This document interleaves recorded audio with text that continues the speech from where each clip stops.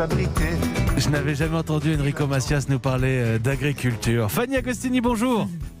Bonjour Mathieu. C'est le rendez-vous à la ferme tous les matins sur Europe 1. Avec vous, on apprend des choses au contact de la nature. Alors, la graine de blé, l'espoir, bon, on en est très loin avec vous, Fanny. Vous allez nous parler d'une bien mauvaise graine qui peut rendre fou.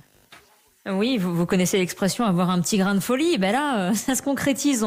Je vais vous parler d'une graine qui peut provoquer de puissantes hallucinations. Une mauvaise graine qui, quand elle apparaît, peut avoir des conséquences très graves sur la santé humaine. Je veux parler ce matin de l'ergot du seigle, une excroissance noire, un intrus indésirable qui va s'immiscer parmi les grains de blé et surtout de seigle.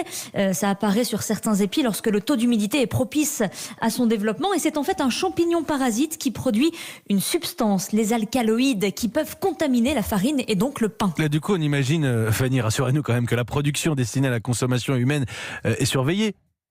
Alors oui, aujourd'hui on veille sur les récoltes et la présence d'ergot dans les lots de céréales est très contrôlée, mais il y en a toujours. On n'autorise pas plus de 0,5 g d'ergot par kilo de céréales, mais il n'en a pas toujours été ainsi. Au Moyen-Âge, on était moins regardant et des épidémies dantesques ont frappé les populations par la simple consommation de pain. On appelait ça le mal des ardents ou l'ergotisme, une maladie qui se traduit donc par des convulsions et plus surprenant des hallucinations.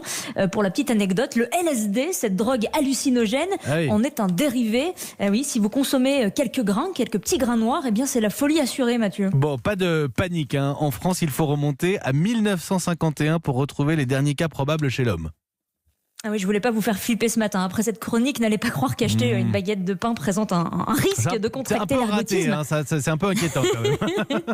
Non. Je vous dis, la dernière affaire est celle du pain maudit dans le Gard et c'était en 1951, effectivement. Ça a fait 7 morts et ça a surtout entraîné l'internement psychiatrique d'une 50aine de personnes qui avaient juste mangé du pain. Ah oui. Le problème aujourd'hui, il est surtout du côté des animaux d'élevage. Parce que pour des raisons encore de productivité et de sélection des variétés de blé et de semences, en hybridant les céréales destinées à la consommation des animaux, ce qu'on a fait, c'est qu'on a rendu les cultures plus sensibles aux pathogènes et du coup à cette fameuse maladie de l'ergotisme qui revient en flèche dans les troupeaux et qui pourrait redevenir un problème plus large chez l'humain si nous continuons à affaiblir les semences que nous consommons. Merci Fanny Agostini, je le disais, on apprend des choses au contact de la nature tous les matins sur Europe.